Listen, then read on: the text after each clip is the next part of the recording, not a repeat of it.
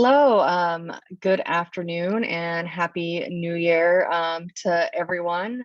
Thank you so much for joining me and Voices for Florida in this webinar, Trafficking Myths and Misconceptions. My name is Jamie Rosseland. I work with Voices for Florida to bring unique speakers and topics to the series. I'm excited to have a conversation with our great panelists and with the audience today. Just a quick note, the views expressed in this webinar are those of the guest speakers and do not necessarily reflect the views of Voices for Florida. January, as many of you know, is Human Trafficking Awareness Month. So we thought it would be important to highlight some of the realities of sex trafficking. There's lots of myths and misconceptions out there. Lots of confusion and sometimes some sensationalism about the topic. So we hope to provide some clarity and share some important facts today, as well as some pragmatic solutions to when those myths and misconceptions come up. To start, it is my honor to introduce our speakers. First, we'll start off with Elizabeth Scaife. Elizabeth is the founder and CEO of Find Your North Global, providing coaching, consulting, and technical assistance to anti-trafficking organizations worldwide. Elizabeth has 19 years of leadership experience in cross-cultural program or project management, strategy development, operations, events and training design. Elizabeth worked on the Shared Hope conference for many years, is where I met her, and that was a big event that she helped organize for many years, and I really appreciate that. My attendance helped me get connected to her, and now I've lost my spot in the bio reading. Elizabeth has spent several years assisting. Did I read this? I apologize. It's my first time moderating a panel, everyone. So bear with me. Here we go. Elizabeth has spent several years assisting, coordinating, and managing projects domestically and internationally, including the funding and development of restoration programs in 20 countries. She has designed and implemented state and national training conferences, authored and produced unique training resources, and provided 150 customized trainings to 6,400 individuals across the United States. Elizabeth has collaborated with stakeholders to provide technical assistance to governmental and non-governmental agencies, served as an active member of 2 human trafficking task force, and appeared on 3 nationally televised programs focused on sex trafficking and criminal enterprises. Currently, she is an equity partner in GLC, a global community spanning 41 countries, focused on creating a more coordinated and strategic response to human trafficking. Above all, Elizabeth is a proven leader, passionate about empowering teams, developing creative solutions, and building sustainable outcomes. I can vouch for that. And she is respected across the nation as a dynamic leader, expert organizer, and known as an ally to survivors of trafficking. Our next panelist is Jessa. She uses her childhood experience of severe abuse and trafficking to illustrate both the stark realities of trafficking and the truth that healing transformation is possible. After her escape and recovery process, Jessa went to schools.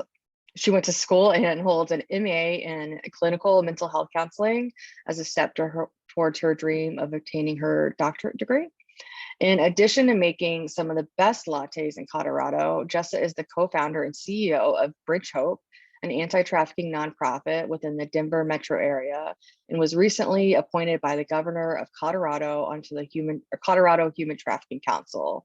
Jessa inspires others through speaking engagements around the world, gives hope through mentoring other survivors of human trafficking, and provides high quality training and consultation services to both NGOs and government agencies. Some highlights of Jessa's career include speaking with legislators at the Colorado State Capitol, training the Department of Homeland Security on issues related to trafficking, and speaking at the National Character Leadership Symposium for the Air Force. Jessa has been a consultant for OVC TTAC, the Blue Campaign, Polaris Project, ICF, for the Department of the State, and filming with both Real Women, Real Stories, and Fight the New Drug. When she is not working, and it sounds like she's working all the time, Jessa enjoys hiking Colorado's mountains with her husband, John, finds delight in artistically expressing herself through photography, and is passionate about deeply connecting with people over freshly brewed coffee. Next, I'll introduce Calista. Calista Masters is a professional actor working and living in Denver, Colorado, and has been practicing her craft for more than 15 years. She's passionate about telling stories of people who don't often get the voice they deserve. Using her craft and her voice, she enjoys her work most when delivering important messages that need to be told. After working on Maggie, a film about a young woman being trafficked, she became aware of the negative impact that media and Hollywood would play in portraying human trafficking. Maggie has been shown around the world and has been appreciated both by survivors themselves or those unaware of the realities of human trafficking. Calista has received lots of praise for lending a hand in telling a story that happens more often than we think. Maggie has opened many doors for Calista, allowing her to speak and hear stories of survivor. Calista is honored and grateful to be a part of something far bigger than her, and is elated to continue to use her craft in this way. And I actually got to see Maggie before it was even out kind of to the general public, and we'll be sure to share a link to that film in the follow-up email, and I just really encourage everyone to watch it. And next up, we'll introduce Charlie Jackson. Charlie Jackson is a dedicated human service professional with more than 16 years of experience serving at-risk youth and families from marginalized communities. She currently serves as the regional advocate for Whole Child Leon, which is now a provider of the Open Doors Outreach Network, which Voices is the backbone organization for. Charlie specializes in providing trauma-informed care, implementing evidence-based programs, and collaborating with community partners and stakeholders. Charlie also strives to amplify the voice of individuals she works with, producing and directing short documentaries on social injustice and racial inequality. So we have a really great panel here today. For time's sake, we'll jump right into it. I'm really excited to hear from all of you today. I think a good place to start the conversation is to talk about what human trafficking is, and the myths and misconceptions you all have seen in your involvement in the movement. So Jessa, we'll start with you today. You have years of experience working within the anti-trafficking movement, and you have your lived experience as well. Can you tell us a little bit about the different types of trafficking? Yeah, this is something that I'm extremely passionate about. And so, Jamie, thank you so much for bringing this topic to the table. One of the things that I often see is that due to media representations, we often, as a society, only hear about the sex trafficking through pimp control trafficking. And yet the reality is that there's multiple typologies of trafficking, including labor trafficking, which can be broken down into domestic servitude, bonded labor. There's other forms of labor trafficking that take place here in the US within our societies and communities. But then with sex trafficking, we not only have the pimp control trafficking, but we also have gang control trafficking. We also have familial trafficking. And so we could spend a whole webinar just talking about this, but just very briefly, being able to be aware of the different cultures within these different typologies, I think is really essential to being able to truly see the different types of victims that are out there, the different genders of victims, the different sexualities of victims, and then to be able to truly meet their needs in a way that's trauma-informed and survivor-centered. And so let's continue to open our eyes to the different typologies and continue to become aware of different ways that trafficking looks. Thank you so much, Jessa. Elizabeth, clearly trafficking is an expansive and complex crime. it definitely goes beyond some, I guess, more popular or known types of trafficking. With so much information, I think some ideas can get like convoluted, particularly when it comes to sex trafficking, labor trafficking, as well as sex work and exploitation. Can you share a little bit about these nuances?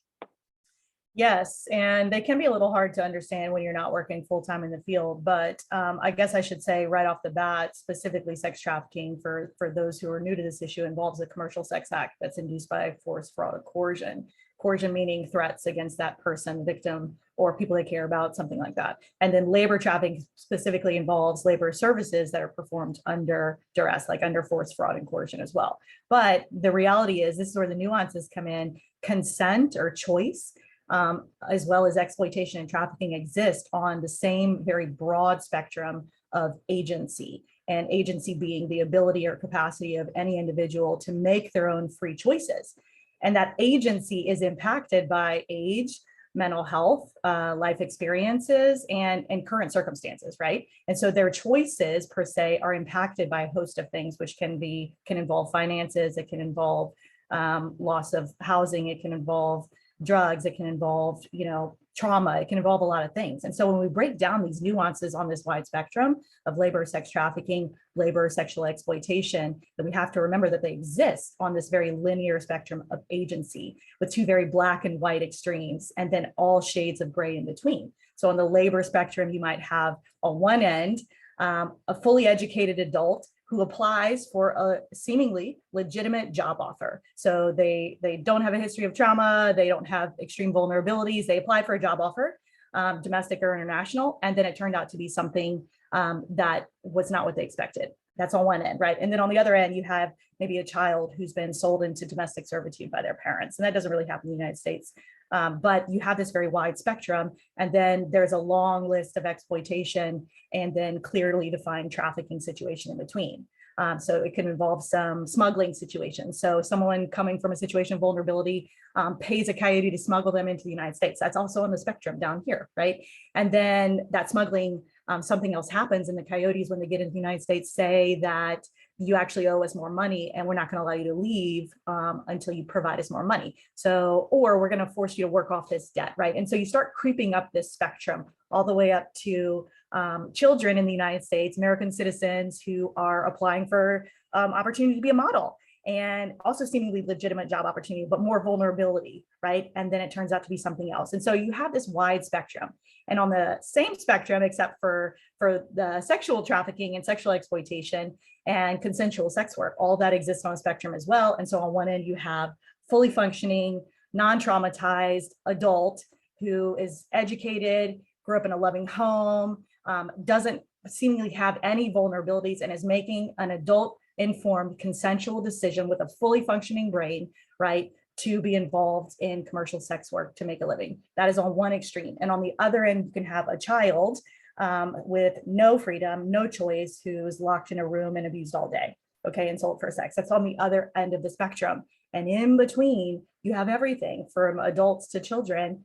You can have moms who find themselves in extreme desperate circumstances, whose agency and choice has been reduced to a set of circumstances that they make a difficult decision to exchange sex. And so that's a form of exploitation, right? Someone is exploiting their vulnerabilities and taking advantage of their needs, all the way down to now drugs are involved in a situation. And then what agency and choice is there? Now it's still exploitation. And then a trafficker or a pimp introduces to the situation. And then down the spectrum, you have a homeless youth who runs away. They don't have a trafficker, but they have extreme vulnerabilities and needs, and a predator comes along and offers to exchange something of value with that child. That's not choice anymore. That child doesn't have choice or agency in the situation. Someone's taking advantage of that. And so again, this very wide spectrum, right? And the nuances in between can be difficult to discern, but it's really important that we understand this wide spectrum of exploitation and how quickly it can turn from exploitation into trafficking. Does that answer the question? I think you answered it beautifully. I think the only thing I would even like add to that is like an individual can experience sex trafficking and labor trafficking kind of simultaneously. And then, from having so many conversations with different survivors too, that like continuum of agency also can kind of shift, you know, during someone's like experience as well, where they're on like that really one end of extreme of like, there is like no great, like this is trafficking, like just, you know, there's no doubt around, you know, this form of trafficking being, you know, exploitative. And then also having times where, you know, they felt like they had more agency and whatever, you know, what was happening. So, or even, and maybe this is what you're saying, Jamie, I've seen people who felt like they had full agency. And then as they got out of the life over time, they were able to discover that there was exploitation involved and that they didn't have agency and choice. I mean, maybe that's what you're saying, but certainly. Some of that like life course spectrum. And I think too, I even know survivors who are who identify as like I am a survivor of trafficking, and also I identified as a sex worker at times, so could identify different experiences as different things even after they exited. So it's there's so much like nuance, and it can get really complex. So Charlie, I've heard you speak so passionately about minors being trafficked. Can you share a bit about your perspective? Yes, and I definitely want to touch on something that Elizabeth shared. So Elizabeth shared the definition of what sex trafficking looks like, but let's all be clear that with regards to children, that legally, that force, that coercion, that does not need to be present for it to be considered sex trafficking when the person being trafficked is a minor. And so that's why it's so important to have a conversation like this, because of all of the myths that are surrounding it. As a regional advocate for the Open Doors program, I'm finding myself speaking to many out in our communities, and specifically to individuals who work directly with this population. And something that I find a little alarming and somewhat concerning is some of them don't know that certain individuals actually fit the category of being a survivor or a victim of sex trafficking. And so as I go out in the communities and I'm having these conversations, and I'm just pretty, I try to make it conversational, and I ask them, so if someone was to ask you, what does human sex trafficking look like to you in your own community? What would you describe that like? And I'm honestly hearing pretty much the same answers. It's, when young women and girls are being kidnapped, and they're kidnapped by strangers, and they're held against their will, and they're being bound, and they're locked in these unknown locations, and they're forced to have sex with men for money. And what I try to, and I listen and I try to digest all of that. And then what I do is I try to break that down and I try to dissect it. So for example, we all know that young women and girls are not the only victims of sex trafficking. And so I take the time to just kind of dispel any of those myths. We know that young men, we know that teenage boys, we know that boys are victims of sex trafficking. We know that women of all ages, not just young girls and young women, are victims of sex trafficking.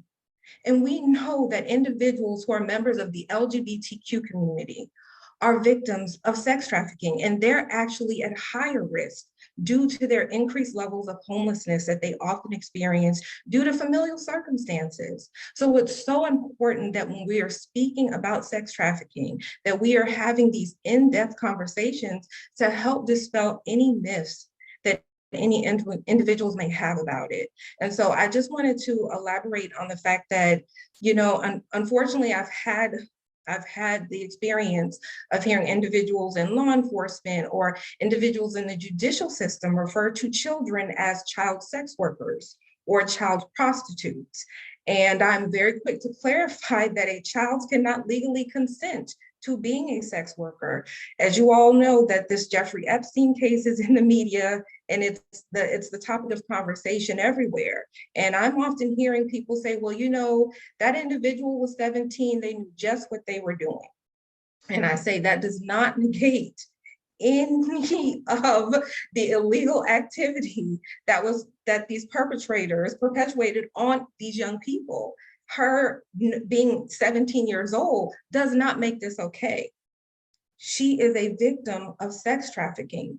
You cannot put any type of positive spin on this. And so it's just important that when we're speaking to people, as we're educating our friends, our family members, and those who we work with, we're making sure that we are working hard to dispel any myths that we have. And one of the best ways to do that is to just start conversations. Yeah, thank you so much, Charlie. I think that's, a really critical piece. And I saw that a lot in my work when I was at the Open Doors Outreach Network, as well as this idea that people really felt like you had to prove that there was like force, fraud, and coercion happening with minors, and just the law states, you don't have to prove that's happening. Those things are happening. It's inherently coercive to manipulate a child into selling sex, or forcing them into labor when they're unable to consent to those things, and it's usually taking it's those vulnerabilities, taking advantage of those vulnerabilities, really. And Elizabeth also mentioned different types of traffickers. She talked about, of course, those who serve as pimps and those involved in criminal enterprises. But honestly, what we see often is familial trafficking, are individuals who are trafficked not by strangers, but by those that they know, boyfriends. And so that is something that is highly common. I actually had a good friend, she's educated, she's a doctor. And as I was describing this, she goes, I don't understand, how can a mom be a trafficker? And when I took the time to just break this down, she was in awe.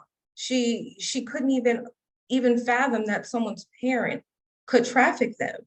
And we're working with a young person right now who, she was trafficked only one time, but unfortunately, the person who trafficked her was her mom, and she struggled with an addiction, and someone took advantage of that, and they offered to provide her with illegal substances if she could give them some alone time in a hotel room with her daughter, and she agreed. And so we have to recognize that there is no one size fits all when it comes to victims of sex trafficking, and what's also so important is that this is not just occurring in a foreign land. When we speak about trafficking, I think every one of us knows the first thing people discuss is the film Taken. And the fact is, this is occurring right in our own backyards. That is so important that we understand that the young victims of trafficking, guess what, folks? They are the children that attend schools with your sons and daughters. They're the young people that you're walking past in the mall. This is not exclusive to the dark criminal underworld. It's happening right here, and it's time you educate yourself. Thank you so much, Charlie. There was a question that came in real quick I wanted to address. Yeah, for sure. So Graciela asked a critical question on something that I was kind of running through. I want to clarify. I didn't mean to indicate that parents are not trafficking their children, are not involved in the trafficking of their children in the United States. When I mentioned the labor spectrum, when we see parents selling their children into domestic servitude, we see that heavily in the international sector. I've never seen a case like that in the United States. I've seen children found in domestic servitude. They're usually brought over from foreign countries or something like that, right? And so I was speaking specifically to labor trafficking, where children are sold by their parents into domestic servitude. Children are labor trafficked in the United States. Children are heavily sex trafficked by their families in the United States. So just clarification. Thank you, Elizabeth.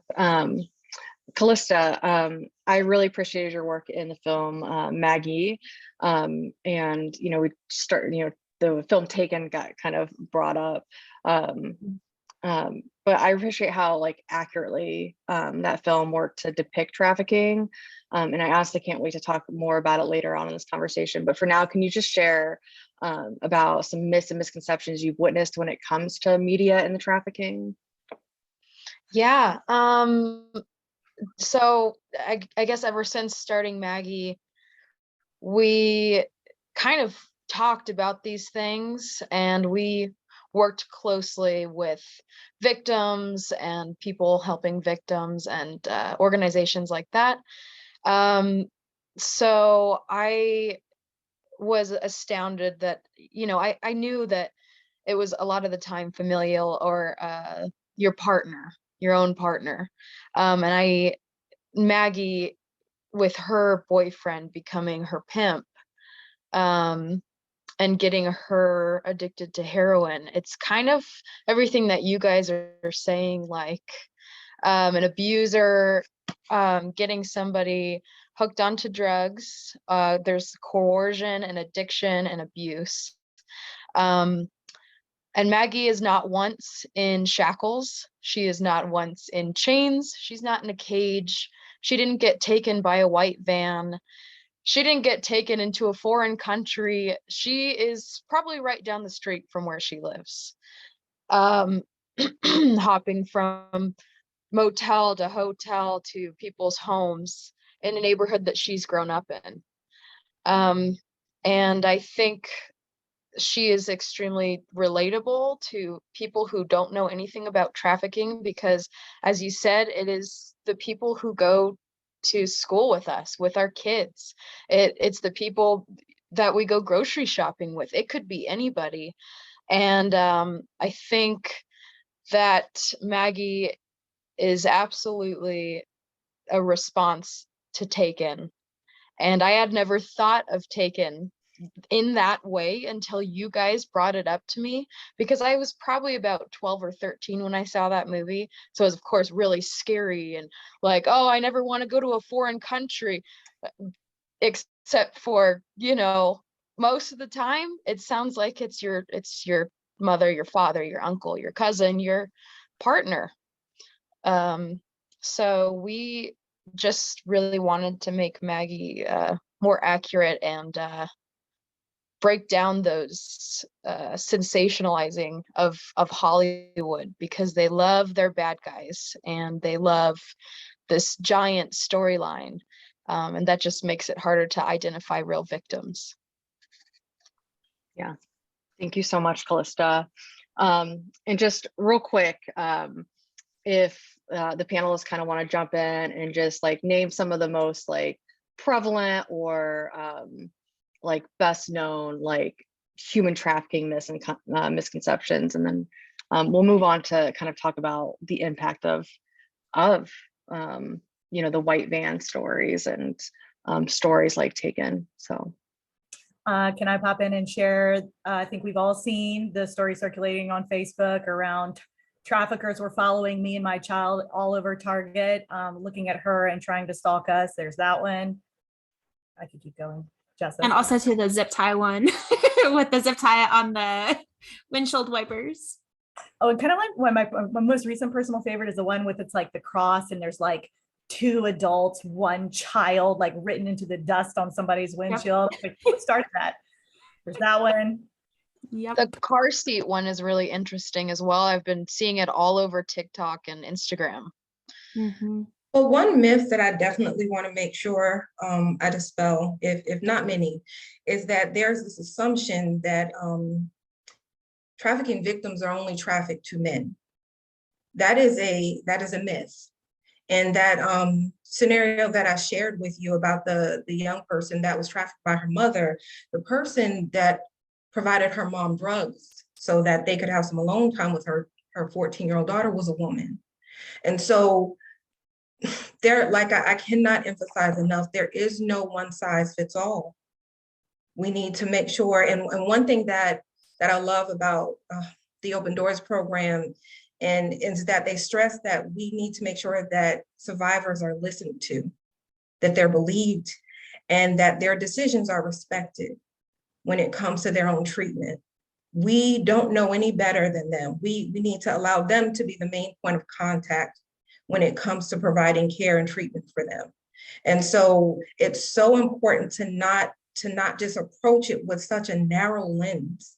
And I will say that, I've worked with at-risk youth for over 16 years, but this is, I've recently transitioned into this field and I've learned so much. And a lot of the myths that I held were recently dispelled with just through knowledge. And so, like I said, I'm just so grateful to be having this conversation. It is so important. I think another myth, and Charlie, I really appreciate that, because also too, it's not just buyers, it's traffickers, like you said. And but I think another myth that comes to my mind is just the reality that the way that media has sensationalized trafficking. I think a lot of people think that they will recognize trafficking around them, but the reality is that that's not the case. A lot of trafficking is misidentified or not identified at all, because people are not looking for the realities of what trafficking looks like. And so I think that's a myth too, because if people are looking for kids with barcodes on their heads, or with dirty scarves around their mouth, or chained up somewhere, then yes, sadistic, horrific things happen. I'm not saying that some kids haven't experienced sadistic, horrific things like that, but a lot of times, like was mentioned today, trafficking victims are walking around us, both labor victims and sex trafficking victims. And so being able to have eyes to see that. Part of that too is kind of bouncing off of what you shared, Elizabeth. Labor trafficking, I am seeing a heightened rise of kids who are being familially labor trafficked. And so that could look like the families that own businesses like cleaning corporate office buildings, or own businesses, and they're having their kids work for them to take down the costs that they would have to hire somebody else. And yet child labor laws are not being followed, and those kids are not being paid for the work that they're investing into that business. And so I am seeing a heightened rise of that specifically. So that too is something that I just wanted to mention. And something else before I forget also is that I was having a conversation with a victim advocate in a neighboring county, and I was just introducing myself and letting her know who I served. And her immediate response was, "Oh, I've never worked with anyone who's experienced trafficking." And then I asked her, I said, well, why do you think that is? And she goes, well, we don't really have a high immigrant population. And I explained to her that you can take a look at the statewide Council on Human Trafficking for the state of Florida, and you will find that nationwide, more than 80% of those who are sex trafficked are Americans. They're not immigrants. They are born and bred right here in the United States. And so that's why I said it's so important that we're dispelling these myths. And what was interesting though is because I took the time to have that conversation with her, it was within, I think, a matter of a week that I received a referral from her. So that's why education is so important. She went from stating I've never worked with someone to being able to identify someone. So that's why it's so crucial that we're having more conversations like these. And I've seen in the chat that somebody is asking for us to mention that the age of victims is increasingly going down. I would also like to go ahead and mention that within familial trafficking, victims are much younger within familial trafficking than other forms of exploitation and trafficking. And so that's just something else to recognize, that there is, I think oftentimes we hear statistics like, oh, it's between, like, victims are often between the ages of this age and this age. The reality is that right now in today's culture and society, with how technology is advancing, as well as the evolution of trafficking, we cannot necessarily go ahead and statistically put a number towards ages. Also, to looking at how victims within familial trafficking on an anecdotal level are so much younger, talking about 1 year old, 2 years old, 3 years old.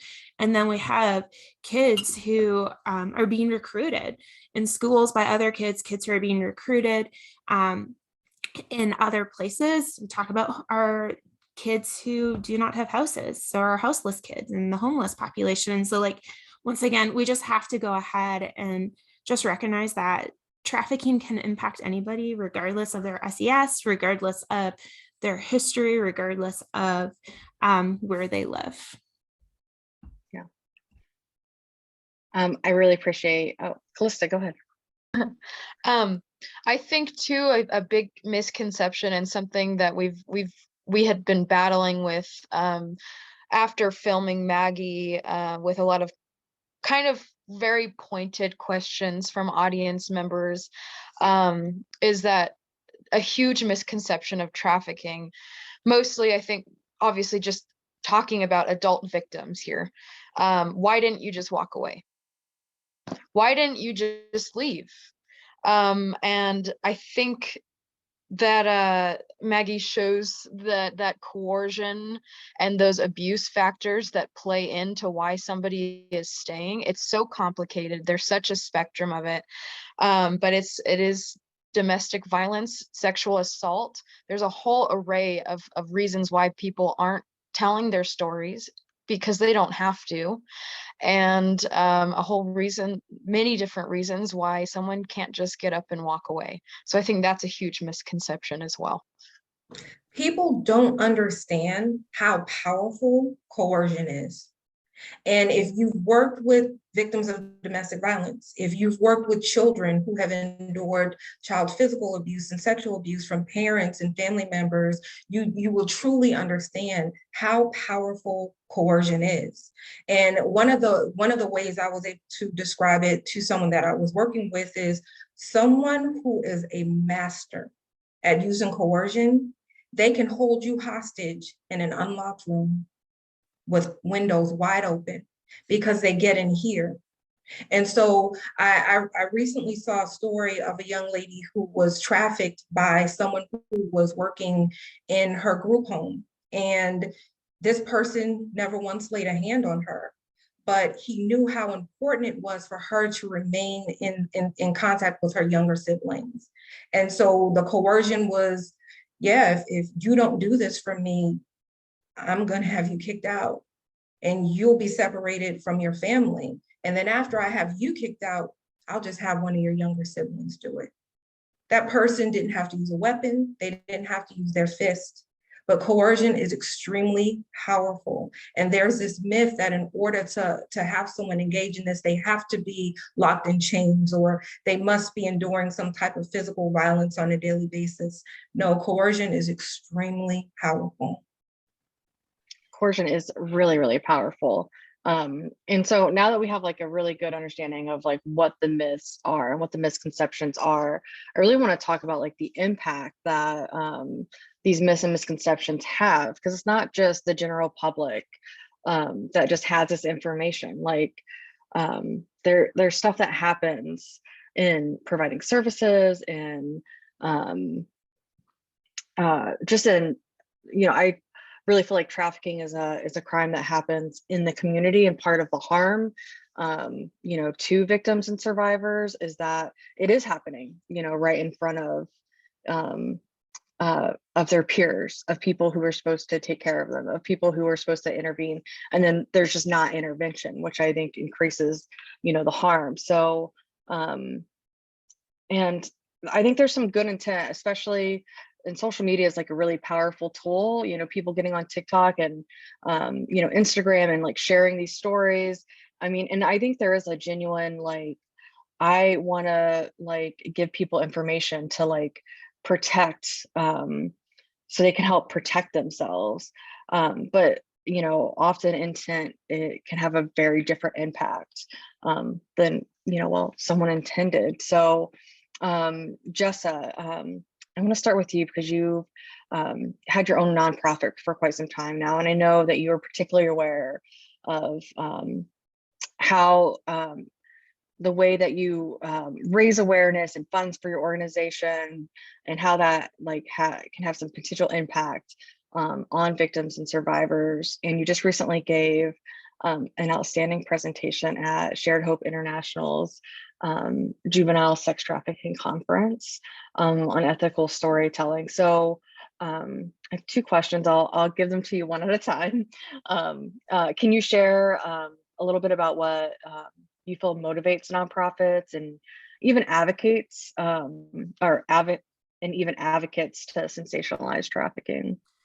I think this is a very multifaceted thing. And the reason why I say it's multifaceted is because when we look historically at the way media has represented trafficking, we see the sensationalized picture of what trafficking is, creating a lot of harm. Because as we've been talking about myths and misconceptions today and different typologies of trafficking, what I'm seeing in the chat and what I'm hearing is the reality that a lot of times these myths and misconceptions are fueled by these sensationalized stories through the media.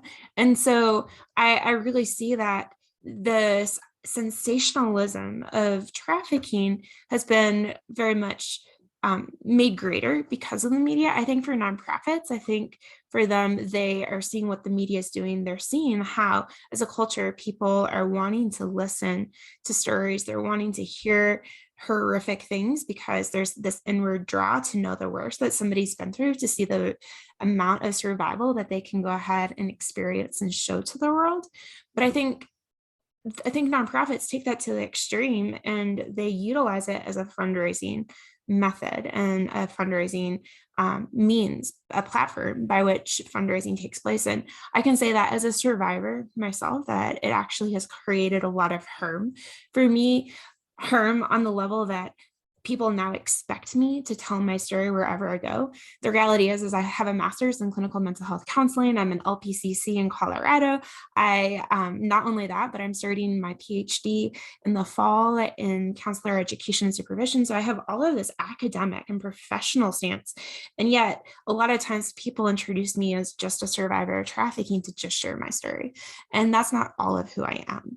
And so that creates harm. I think on the other hand, when nonprofits utilize the stories of survivors that they work with, it creates a place of re-exploitation, because just as my trafficking created money for my traffickers and the child sexual abuse material that's still out there is still, revenue is still coming in from people who are purchasing my child sexual abuse material, nonprofits have used my story without consent to go ahead and fundraise money for their organization. And that is a re-exploitative element that takes place within nonprofits.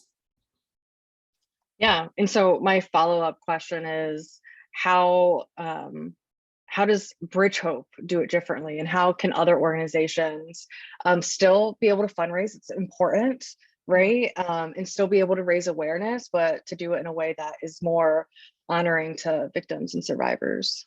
Totally. And I think this definitely can be a much longer conversation, but I actually created an ethical decision-making model for telling stories within nonprofits. And I define nonprofit storytelling as organizational storytelling through pictures that are utilized, through messaging that comes out, through what's put on social media, through how stories are told, through newsletters, through every means and method of communication to me is a story that's being told. And so there's many different ways to do it. I would highly recommend, and Voices for Florida can go ahead and send out the ethical storytelling model later.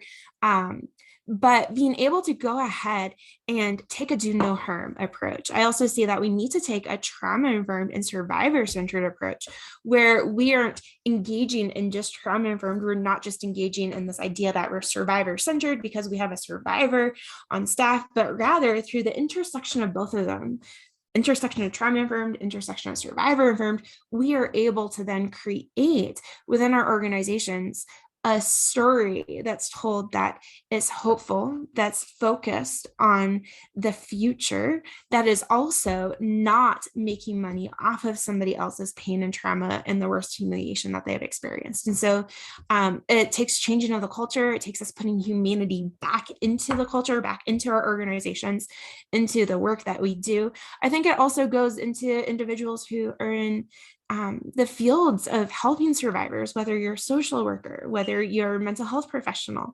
How are you going into supervision, and how are you telling the stories of individuals that you're engaging with within supervision spaces? How are you going into team meetings, and how are you talking about survivors there? So it's all systemic and it takes place on every single level, and that's what we need to intersect and integrate into the work that we do. Thank you so much, Jessa. And thank you for providing some information around your personal experience. And Charlie, you've given so many examples today of how this impacts survivors kind of at the nonprofit level. Elizabeth, from a more like macro level, how do you see these myths and misconceptions shaping the response to trafficking in America?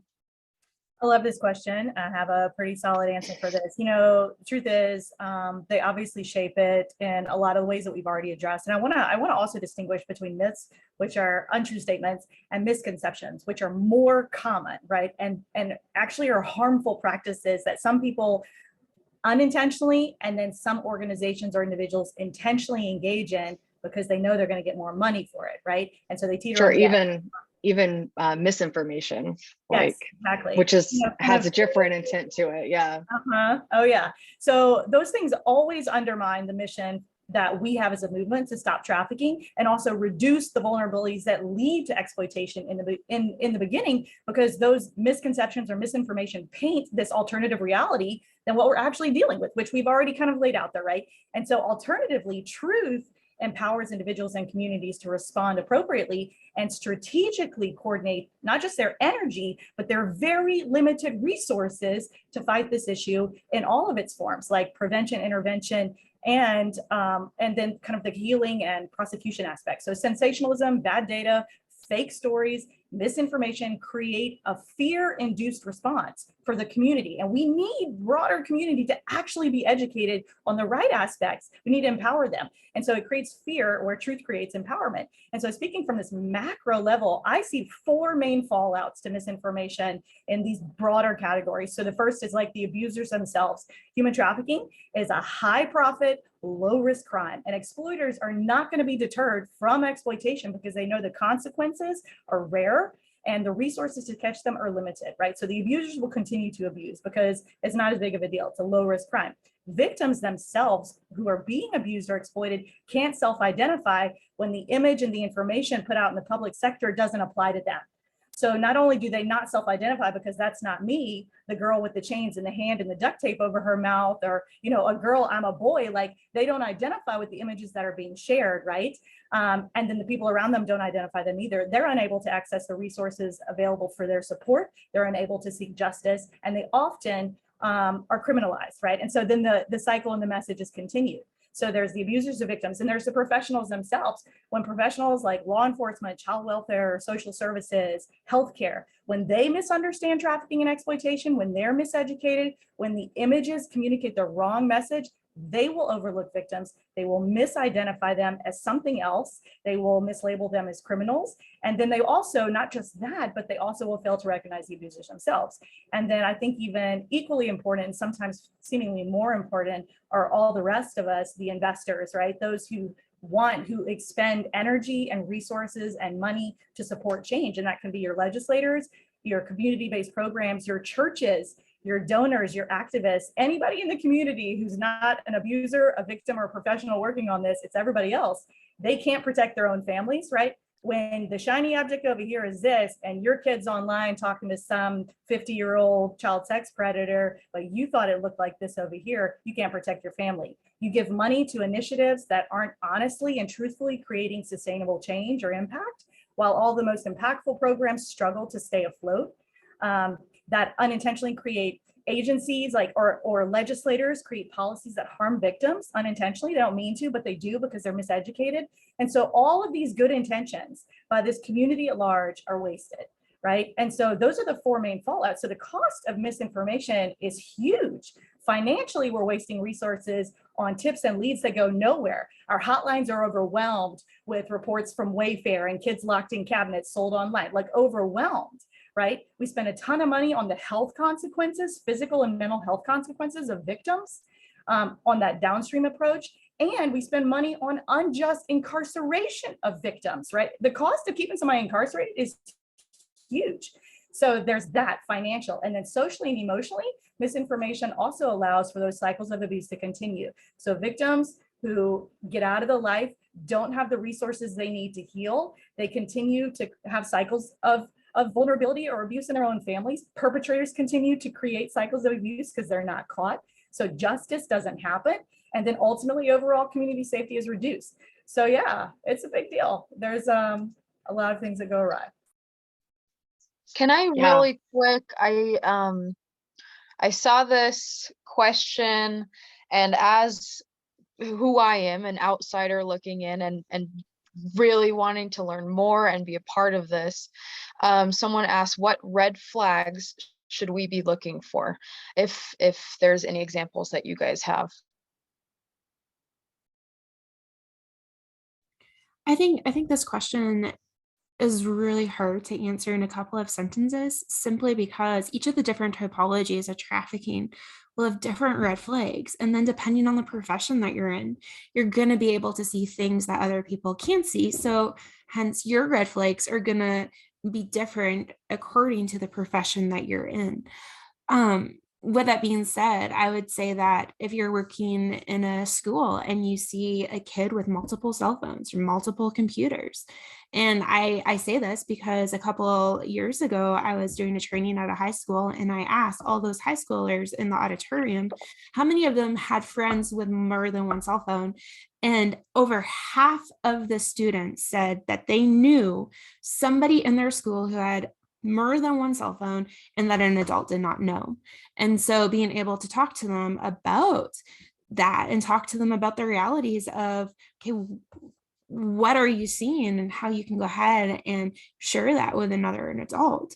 Or if you see somebody, a kid, once again, I'm focused right now on school because that's where my brain is at, but you're teaching in a kindergarten class and you see a kid who's constantly walking around, doesn't want to sit down, and automatically the mind, oftentimes because of society, goes to ADHD or ADD instead of thinking about the reality that when a child is being sexually abused or is experiencing repeated rapes, the pain that they experience when sitting down is extreme. And so they are going to struggle to sit down. And so that would be a red flag to me.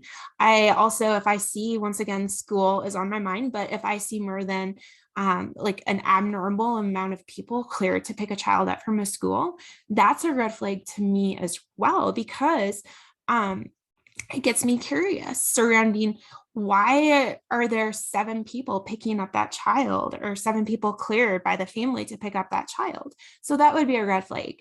With familial trafficking, seeing places in the home that are isolated and that nobody can go in, that would be a red flag. And so there's so many, or medical providers, depending on the different tattoos that you see, that's going to be a red flag. And so once again, red flags are going to be very specific towards the types of trafficking and then also to the different professions that you're in. And so this is something that VFF can go ahead and send out more resources on, because this is an area that we want to equip you guys in. And there's so much material out there to be able to help you guys learn about the red flags.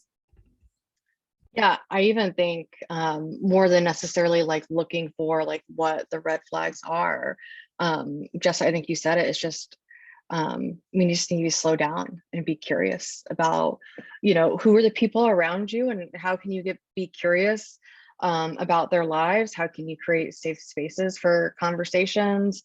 And so, yeah, we can be actively looking for, lists that experts have put together and are really helpful. But I think when we just take a human-centered approach and who are the people around me and how can I engage in relationships deeper with them, I think that's going to be, a really useful way to spend time to combat, trafficking. Calista, I really appreciate your question. And we've talked a little bit about the film, Maggie, today, but I would love for you just to share a little bit about the film, why you decided to take on the role. I know some of your family's involvement in social justice issues, and then some of the impact of the film. So I know that was kind of like a bunch of questions. That's right. That's all right.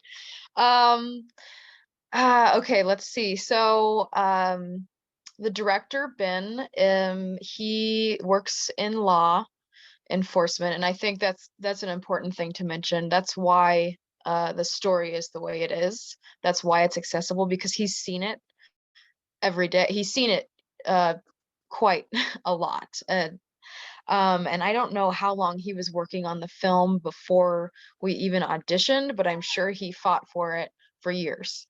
So I kind of decided to take it. I live in Denver, and the audition was in Fort Collins. That's pretty far away. It's about an hour and a half, 2 hours. And I remember calling my dad and I was like, I don't think I should do this. It's going to be really hard and it's going to be really dark. And I don't know if I don't think I should go to this audition. And he's like, no, just do it. If you don't get it, it's not meant to be, you know, that type of thing. So I went, and Ben called me the next day, and I was like, okay, well, I need to prepare mentally for this. I took the part because I wanted to help tell this story. I think I've never seen this story be told. I have only heard of it by actual victims and supporters of victims. And I've never actually seen it on television. I've never seen a movie of it. I've never even seen maybe a story online about it.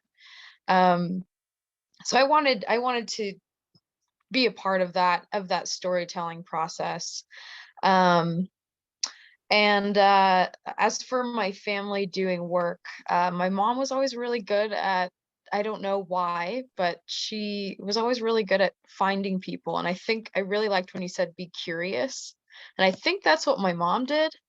And she's really good at talking to people, and just immediately, like, she would just find survivors at our churches and somehow befriend them and help them. And I remember going to hotels, motels, you know, these ladies were staying at motels with their kids, or they couldn't leave this abusive relationship. A lot of stories were kept from me because I was young. But she has been telling me more and more about what these people went through. And yeah, I mean, that's my experience with it. That's my family's experience with it. That's kind of how we grew up, and grew up very sheltered because of it, because she knew that it was so close to us. So and what was the other question? I Yeah. lost track. I set you up for failure there. I asked you like 3 questions. You're fine. What was the impact of that Maggie's had? It was when was it released? It was in 2020, I believe, right? And this has Yeah. been So we were, yeah. We started filming, we finished filming in 2020. Yeah. And it was released in 2020. And yeah, we had to stop filming because of COVID, and then we kept filming, and we had to kind of do it in weird ways, and social distancing and masks, and you know, but we ended up finishing it. So that was amazing. And as for impact on me, I mean, I didn't know I had such a passion to be around people like you guys. I mean, just, you guys are absolutely amazing. I want to be part of it. That is the impact that this film has had on me. I think it's had a similar impact to people who watch it. I mean, people are so affected and want to do something. And I love that it is having that impact on, and just, you know, everyday people who don't know about trafficking, and people are like, hey, what can I do? And I think that's pretty magical. It's pretty cool. great. I think that's like a great segue into what can we do, right? So there's all this misinformation out there. It does really seem like sensationalism will capture people's attention, but that can also lead to just devastating consequences for victims, survivors, to how our society like perceives trafficking. Charlie, when we were getting together to discuss this panel, you shared a story with me, the one where you were talking about your neighbor. I just found it really impactful. And I think it exemplifies the benefits of just talking candidly and accurately about trafficking. And I'd love for you to share that story with us now. Yes, as I said, you know, as I transitioned into working with this population, I began sharing with my friends, my neighbors, people in the community, what it was I was doing. And like I said, it was a very similar response, this very narrow, you know, misconception of what trafficking was. And as I was speaking to one of my neighbors and just kind of just giving her just a more enriched definition about trafficking, she began to tear up. And I remember it caught me off guard because what did I say? And then she goes, I think my sister was trafficked. And this is an older woman. Her sister is older, and I've met her sister, when she's come to visit her. And she explained to me that when they were younger, her sister followed a boyfriend and they moved to another area. And after this move, there were several events in her sister's life. And I think her sister was like 20, she was young. And there were several events in her life where she ended up having to rely on someone else and stay with them. And just to make a long story short, within a short period of time, within 6 to 9 months, she was trafficked to at least 5 different people, from this individual's landlord to his brother, to his mechanic, to a neighbor who just wanted to get in. And it happened so quickly. And this is someone who came from a middle-class family. This is not someone who had a substance addiction. This is not someone who was an immigrant. This is not someone who was kidnapped. And after, I listened to her and she said, we now finally know what to call what happened to my sister. Because they didn't, I can honestly say, when I was growing up there, I would have never even used the term sex trafficking. I would have never even thought I knew someone who had been sex trafficked. And so that's why, it's so important to have these conversations with people, because we think we know everything until you realize you don't. Thank you so much, Charlie. And I appreciate you just sharing that information and how that impacted that, family's life. Jessa, a lot of organizations seek to find solutions, and being trauma-informed, survivor-informed, or survivor-centered. Can you speak about what all those phrases mean and what it means to put those concepts into practice? Totally. Just before I go ahead and do that, I did want to go ahead and address a question that came in from Sure. Michaela. And she asked, the concept of agency is an important aspect in this work. How do you determine who has agency and who does not? How does this impact your approach to providing assistance? This is something that I think is really hard, because I think a lot of service providers, individuals working with survivors of trafficking, try to see agency through the lens of how they define agency for their own selves, instead of allowing survivors of trafficking to go ahead and define that for themselves. And so this is something that I believe strongly in, and this ties into the question of being trauma-informed and survivor-centered. Being trauma-informed is an approach that is often spoken about, and yet we as a society do not have a good, clear, blanket definition of what trauma-informed means. So the definition that I'm going to go ahead and give you today is a very basic one, but I think sometimes we have to make things basic. We have to deconstruct things so that we can construct a stronger meaning and message of how this might apply to the survivors we work with, including how this could aid in helping us begin to give agency back to the survivors we work with and helping them define what that means for themselves. And so trauma-informed to me is basically seeing the reality that trauma impacts every single human being around us. And through being trauma-informed, what we are doing is we are taking these lenses, this lens of survivor, of trauma-informed care, everybody having trauma, and we are taking that and we're acknowledging the role trauma plays in their lives to be able to go ahead and provide services that meet the needs of those individuals. And so this also includes your staff members, this includes yourself, this includes survivors of trafficking.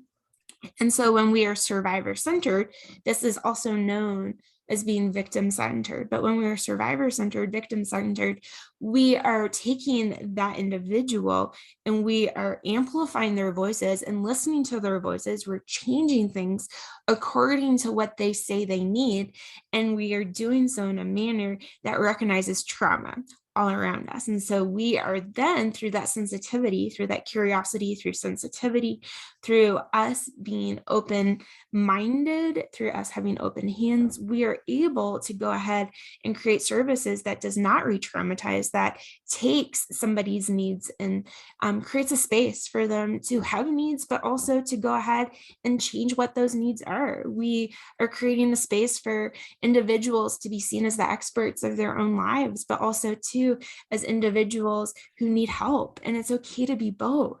I like to go ahead and say that with agency specifically, we need to use service providers as individuals engaging with survivors, a positive psychology lens. So basically, instead of seeing everything through a negative lens, being able to see things through a positive lens, which can change our communication to be strengths-based, and not just strengths-based, but can enable us to use positive language and positive communication to create even greater positive connection and relationships, which then can create greater agency, which can create greater resilience, which then moves into greater post-traumatic growth. And so it's a process that all engages together.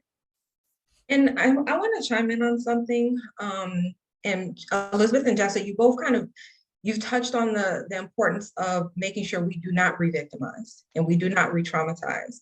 And one thing that I find in a lot of agencies is that, yes, they hire individuals who are trauma-informed, but their policies and their procedures are not trauma-informed. And so one thing that really, that really excited me about the Open Doors program, for example, is that it is a program, but it's not programmatic.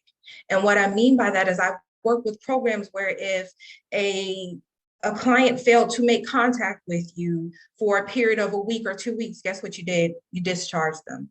So guess what? Now you're another person who has turned your back on this person. And so that's our policy though, right? That's a conversation we have with that individual when we sign those intake forms, like, we're here to support you, we're here to inspire you and encourage you and empower you. But guess what? If you fail to meet with me, at least once a week over a period of 2 weeks, I have to discharge you. And so we have to recognize that everyone they're not living that 9-to-5 lifestyle, that people have different situations and scenarios going on with their lives. And so that's one of the things that I love about the Open Doors program, is that we continue providing services as long as they are willing to continue accepting services. And that is because it's so important to create opportunities for survivors that give them a sense of control. But just imagine, someone who wants to be on that, they're working towards that path or that journey towards wellness, and you call them and go, hey, I understand you're dealing with a lot of stuff, but you signed paperwork that said, I can't continue providing service with you if you don't see me in a week, so deuces. And that's what a lot of programs do. And guess what we end up doing? We end up re-victimizing and re-traumatizing because we do not have those trauma-informed policies and procedures in place. Yeah, thank you so much for sharing that nuance as well, like closing out clients because you haven't necessarily had contact. I know what I really love about Open Doors is there was some flexibility. We were able to offer for kids who went missing, we were able to continue relationships with their parents often. And that ended up being an important part of serving those children, because when those kids called home, when they came home, because we built those relationships with those families, we were often one of the first phone calls that happened to get services back in for the kid. And as well as being able to provide psychoeducation to the parents about what was happening. So I really do love, it's not just about serving the victim or the survivor, but like I said, trafficking happens in the context of families and communities, and yeah, it's just bigger than 1 hour a week therapy session, and if you don't come, goodbye. At this point, because I want to have time for any other questions that the audience may have. I know we've been able to answer some of these in real time, which is really great. But just to all panelists, what do you see as any other possible solutions to combating myths, misconceptions, misinformation in the anti-trafficking movement, or what is the most important like trafficking truth you want to leave with the audience today? I think, oh, Go sorry. ahead. Nope, go ahead. I think the one of the ways to stop it is education. I think there's a very innocent ignorance. It's not a hateful or evil ignorance coming from, society or majority of society thinking that trafficking is only this one thing. I think it should be taught in schools. I think it should be taught at an early age. I think that as long as we're putting what you guys are doing, putting it out there on media platforms, I think there needs to be more movies being made. I see these things happening in the future. I really do, and it seems to be more and more common. Just getting the word out there. It's really just education is the most important thing. And I love that. And to just add to that, just be curious and to have humility, like a learner's heart, I think is so essential. And even over the past couple of years of COVID, we've seen trafficking evolve. We've seen changes in the anti-trafficking movement and how to go ahead and not just do prevention, but how to go ahead and engage with survivors. And so just be curious and be a constant learner. I echo all these things my colleagues are saying through education, like education from actual sources, like real news stories, documentaries, survivor books. There are a couple dozen survivor books that are available, most of them on Amazon. Jessa has one, believe experts and survivors when they tell you the truth. I can't tell you how many times I've engaged in pointless discussions on Facebook with people who know nothing about this, but want me to know their story is true, right? As in the Target story. Listening to survivors, engaging them in programs and practices, allowing survivors to be the thought leaders, like welcoming them to the table and allowing them to be the thought leaders. A commitment to truth. This is one of my core values as an ally in this movement. And one of the things that I preach constantly to organizations. I've been in this field for 13 years, and gosh, I'm tired. I'm tired of organizations and individuals in this movement who don't recognize that they have a mantle of responsibility to tell the truth as it is. Not as they want it to be in order to raise money or get something else out of it, to survive in the movement financially, but to tell the truth, be brave enough to tell the truth as it is and evolve with the movement. We're all evolving. We don't do the same stuff we did 10 years ago. Those things were intended for good. We've recognized maybe some of those practices were not so great. So evolving with the movement, continuing to educate our followers and the people who are looking to us for the expertise and our supporters on the realities of trafficking, doing credibility checks on the organizations you donate to and you volunteer with and you publicly promote. There are a few bad players in this movement. I will honestly say that, not on behalf of Voices of Florida, but on behalf of Elizabeth Scaife. There's some bad players in this movement. And those bad players tend to make millions of dollars a year because they engage in false fundraising practices and misinformation campaigns. So not everyone in this field has good and honest intentions. And it's important for all of you out there to recognize that just because we say we have this mission doesn't mean that our intentions are good, right? So you should be asking around about all of this. You should be doing your credibility checks, cross-researching statistics before you share them. There's a lot of erroneous statistics out there. People just kind of copy and paste something that sounds sensational and sounds impressive and makes them pay attention, and they reshare it. They don't know what's true. So citing sources, because it's the right thing to do to give credibility where credibility is due, and also to prevent misinformation. Citing your sources is important. And if it's hearsay, if it doesn't have a source, you don't know where it came from, don't share it. That's just kind of the bottom line. So those are my tips. And for me, even though I think all of you women are amazing, I want more conversations like this, but with our young people. That's who I want to engage with. I think that hearing all of our voices, it is so important. But we know that in the state of Florida alone, the average age of first victimization is between 12 and 14. We need to have conversations with the 12 to 14-year-olds. We need to let them know when you log on and you've met the prospective love of your life online and they're urging you to share those inappropriate photos. We need to educate them.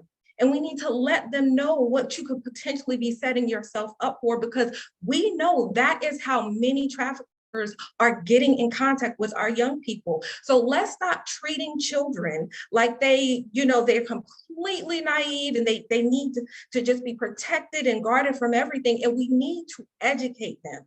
We need to let them know that they are being targeted, that there are people out there that do not see them as someone's son, someone's daughter, someone's potential wife or mother. They see them as a commodity, a sexual commodity.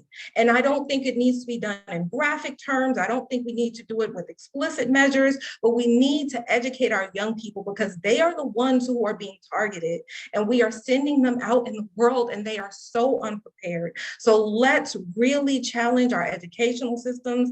I'm just gonna let you know, locally here, I've reached out to Leon County Schools and we have partnered with them.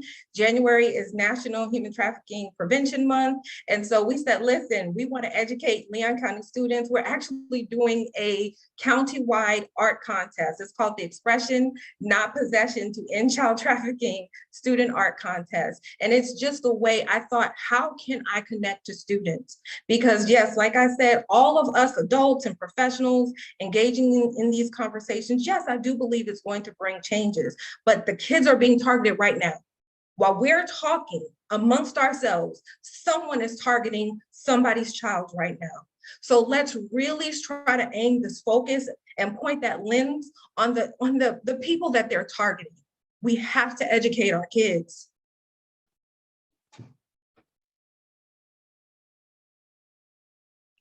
Thank you so much, Charlie. I was muted, so I really appreciate your obvious passion for all of this. We have a few minutes left and a few unanswered questions, so I'm happy to just pose the questions to the panelists and see if we could get some of them answered. And so I'll start off with the first one from Wanda, and it says, due to the wide spectrum, how does the state attorney react to these different spectrums of human trafficking, and how do they react regarding taking criminal action against those traffickers? It's a really good question, and I appreciate it. And thanks for being patient too, because Wanda, I know you put that question in there an hour ago, and I wanted to wait until we actually had adequate time to address it, because I think it's important that Jamie and Jessa contribute their thoughts to this as well. So I want to kind of pass the mic to them before I pitch in any thoughts. Totally. So I think one of the things, I think we as a society need to do a better job, as we've talked about today, about talking about the different typologies of trafficking, getting education on different typologies of trafficking. And so that to me is one of the first steps that I see as so necessary and needed. And so Jamie, from a Florida perspective, I would love to know your thoughts and perspectives though. Yeah.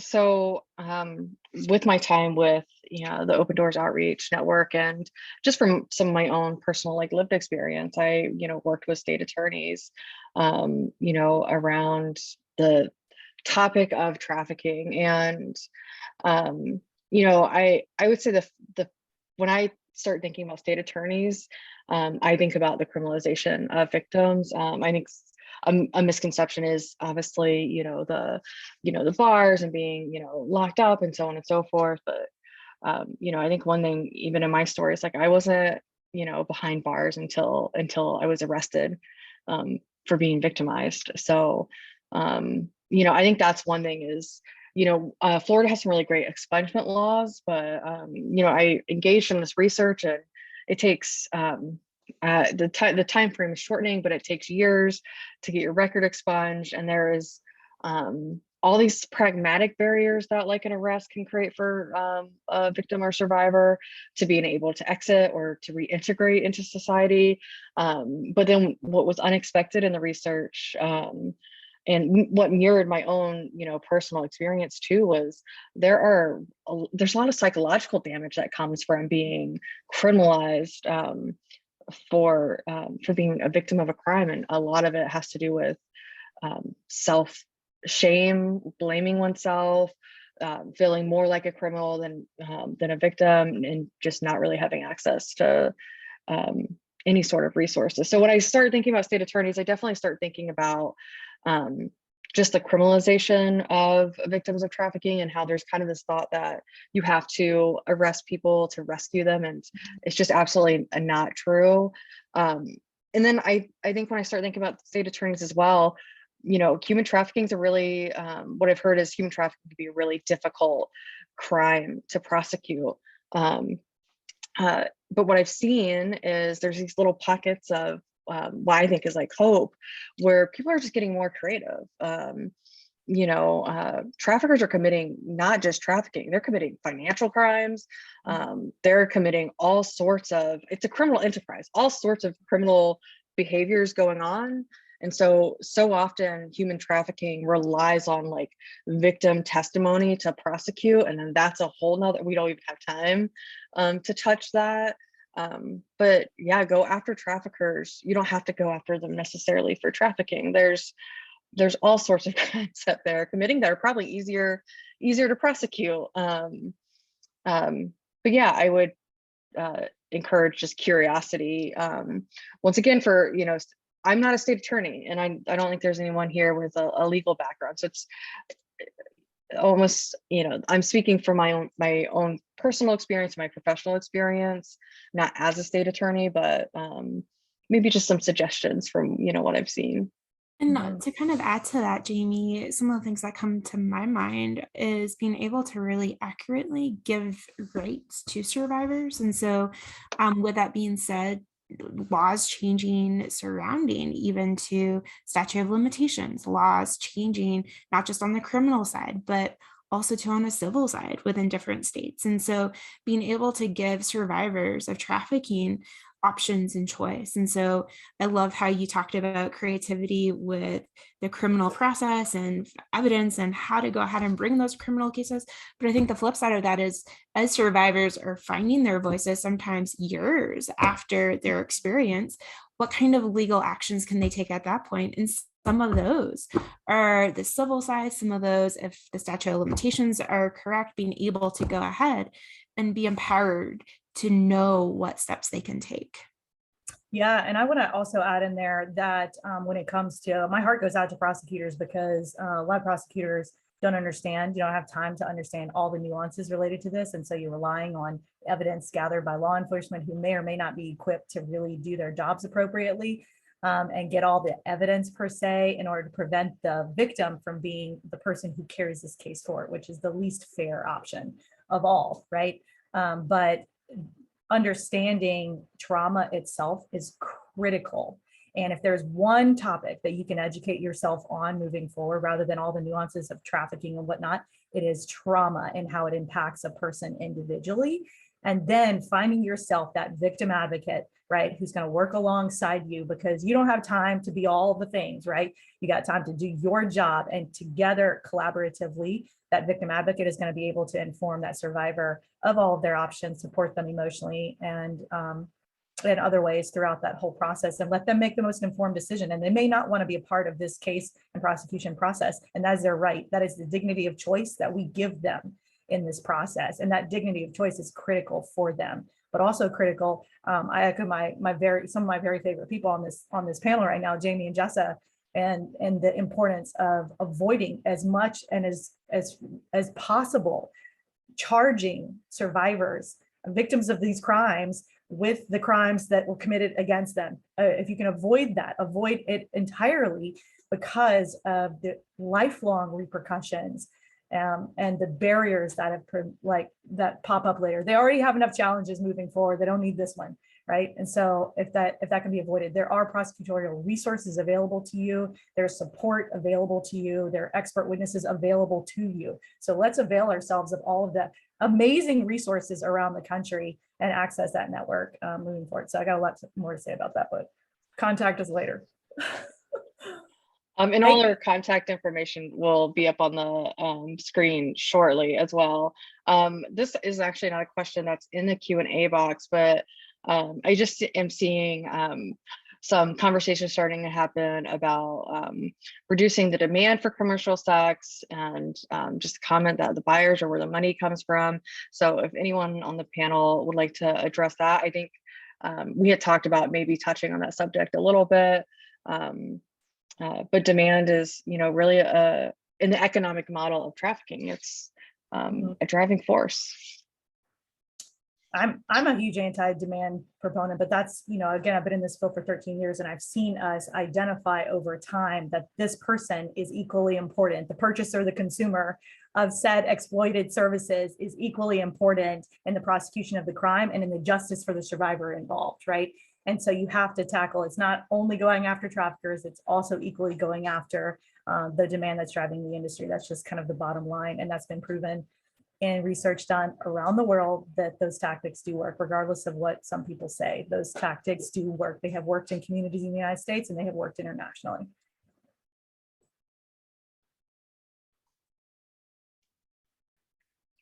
All right, we just have a few minutes left. Does anybody have any closing thoughts? And then we'll go ahead and wrap up. To anyone's questions who didn't get answered, please feel free to email me, any of the panelists, or Voices for Florida. We'd be happy to try to get those questions answered for you.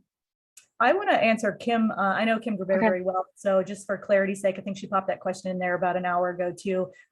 Federal laws are very clear on not having to prove force, fraud, and coercion when it comes to children. But those elements of the crime of trafficking are, period, what makes this a crime of trafficking. So trafficking is defined by force, fraud, and coercion when it involves labor services, sexual services of any kind, but you just don't have to prove it when it comes to kids. At the state level, state laws and definitions vary greatly. A lot of them are very similar to the federal law at this point, but they still vary greatly. And so not every state requires you to prove those things when it comes to labor trafficking, although the federal government does, right? When it comes to labor trafficking and adults or kids, you have to prove force, fraud, and coercion.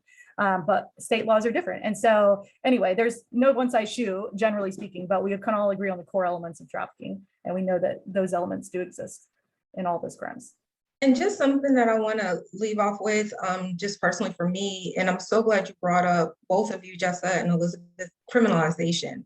And just placing yourself in someone's shoes who has been trafficked, how can you possibly see yourself as a victim when your country, your community, and your legal system is telling you you're a criminal?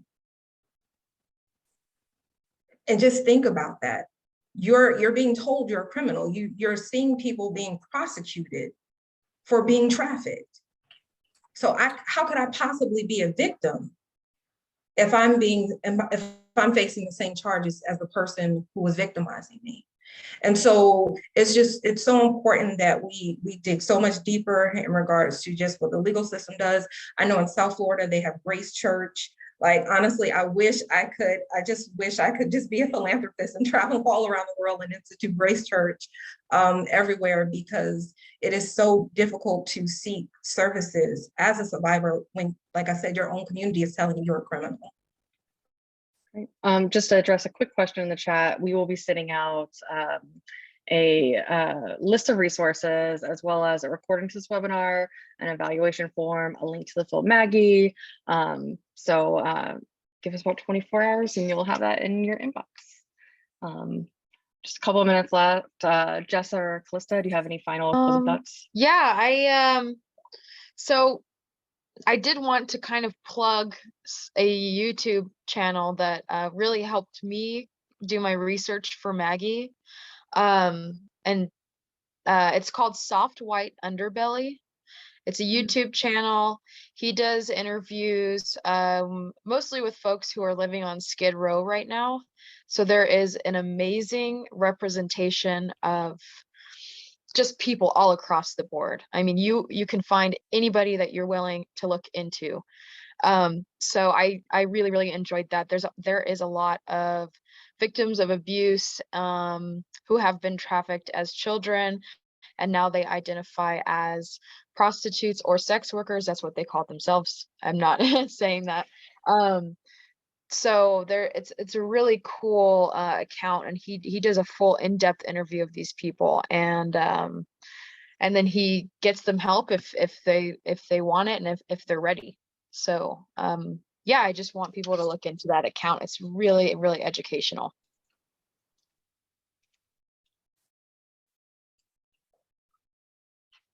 Great.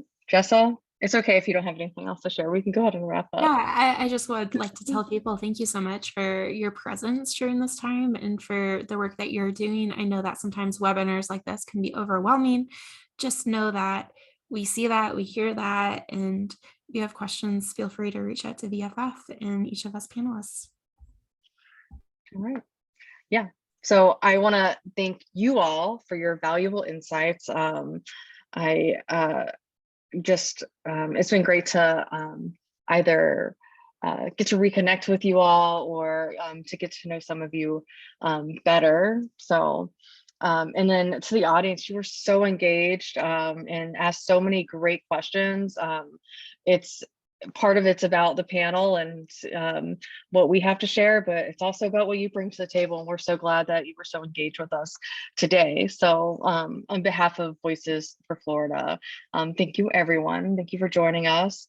We wish you a productive and happy new year. If you have any further questions, you can follow up with the team at Voices for Florida or contact myself or any of the panelists. We'll be sending out links to information discussed in the webinar, evaluation forms, certificates, and everything else discussed shortly. All right. Have a good one. Thanks, everyone.